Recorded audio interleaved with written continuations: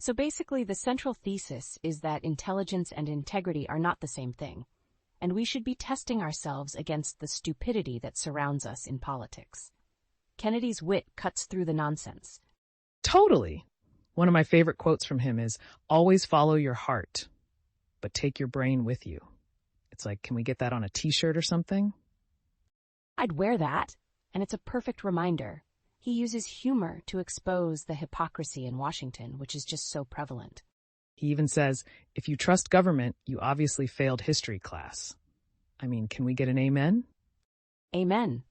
And he shares personal anecdotes that are both relatable and enlightening. For instance, he talks about how Louisiana's political culture shaped his views.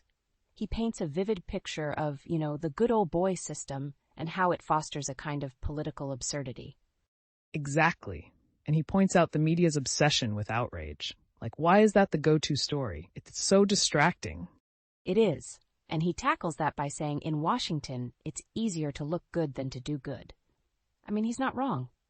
Right? And he also talks about the outrage factory that churns out sensationalized stories. It's like he's describing a reality show. Survivor Washington edition. That's a show I'd watch.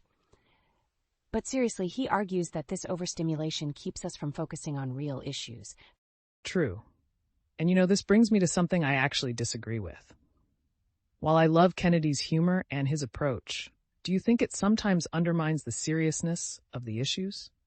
That's an interesting point. I mean, humor can be a double-edged sword. It's great for engagement, but does it risk trivializing the problems? Exactly. Like, can we laugh about the absurdity without losing sight of the fact that real lives are being affected? Totally valid, but I think Kennedy walks that line well. He uses humor to draw people in and then hits them with a dose of reality. It's like inviting someone to a party and then giving them a serious conversation in the kitchen. I love that analogy. And just like that party, it keeps people talking and thinking. Exactly. It's a way to engage the public, which is crucial in today's political climate. And let's not forget his take on the political elite. I mean, he described them as folks who are more concerned with the next election than the next generation. Ouch. Right? And when he talks about how common sense is rare in Washington, it feels like he's holding a mirror up to the politicians. Totally. It's refreshing to see someone calling it as it is and challenging the status quo with a chuckle.